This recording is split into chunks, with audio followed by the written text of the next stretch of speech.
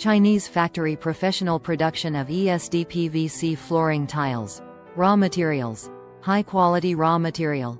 Higher percentage of virgin PVC. DOTP are used to ensure the static control tiles' electrostatic dissipation function and reliable performance. Production process.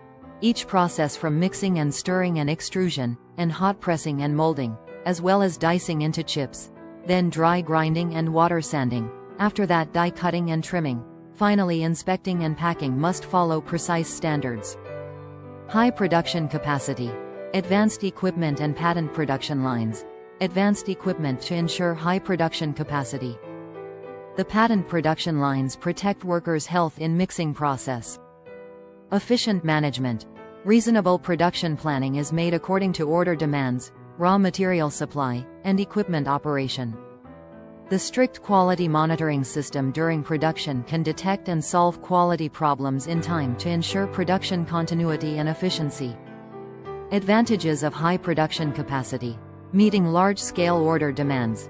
High production capacity of ESD vinyl flooring tile production meets large-scale orders within the specified time for more business opportunities. Reducing production costs. With the expansion of production scale, unit production cost usually decreases.